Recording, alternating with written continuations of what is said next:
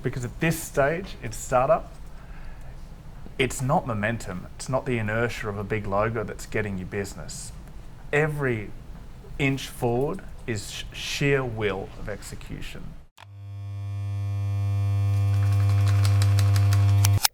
It's really interesting. Ultimately, the way that I view startup, and this is just me, it's not a forced culture or anything, but you obsess over what you're doing. Yeah. And all you want to do is win. And to win, that's not 40 hours a week.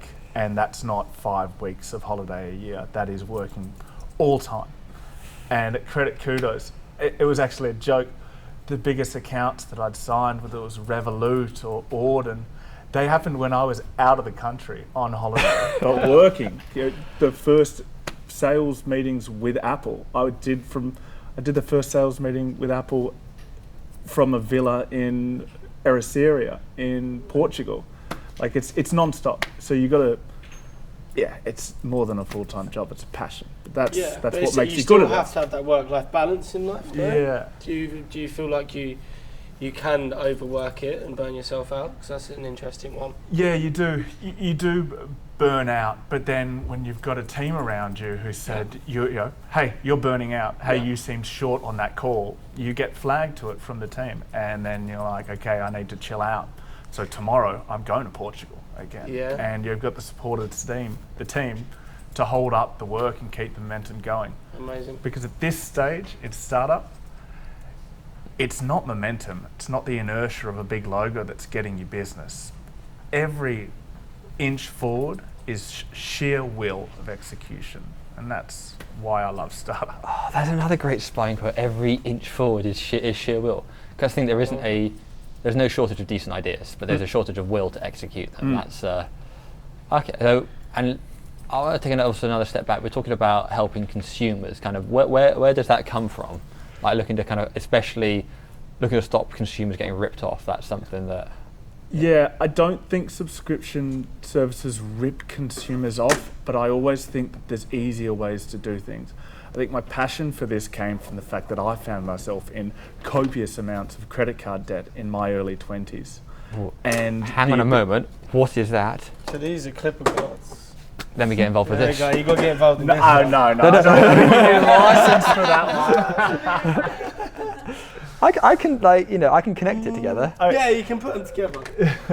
You can put that on there. I could do that. Yeah? Yeah. Like it, huh? That's just, Hey. I know what I'm doing. Yeah, I love that.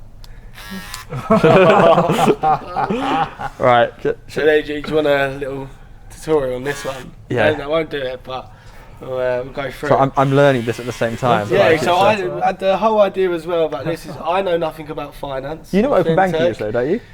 No. You've got to explain what open So banking is in a Ali nutshell. knows nothing about hairdressing. So Okay. we're crossing over and getting a bit of the both, Okay. Which is quite a cool little concept, I feel. Yeah, of course. So Tell me about So let me drive it back to my pain of why I got into this. I ended up in a lot of credit card debt. Is that out in Australia? The way in which I got out of that is I printed off my transactions and went through them manually to look at what I was spending my money on. And by identifying that I was spending, $300, $400 on Deliveroo a month, I saw an opportunity to cut that spending out. And open banking is exactly that. It's taking transactional data and categorizing it, creating insights for the consumer. Yeah. So like these online banking apps, they categorize what you're spending your money on. Mm-hmm. Got it. Yeah. I'm there. He's there. He's so fintech. Yeah. I'm there. Okay. Got ya. I said a 5, right? What's that? Said a 5. You said a 3. I'm pretty sure. I did say 3.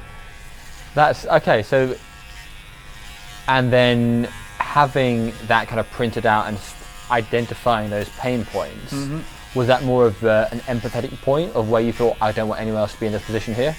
Yeah, exactly. It's a means at which I control my own finances. And when you sell something, you want to be able to sell it because you would use it.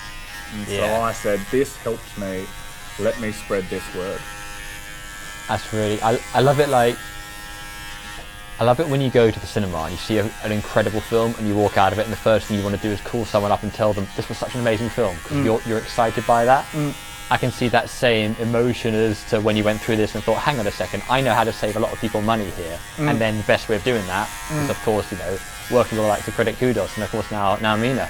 Yeah, exactly. It goes back to what we were saying something similar earlier with someone else. It's actually in this space, it's about problem solving for people and actually getting that the bits that maybe we've struggled with through life, especially me. I'm still in my 20s, so I'm still finding my way probably financially a little bit. So having these things for younger people that's going to help is massive, and all these little spaces that are opening up, it's going to help because we use tech as well.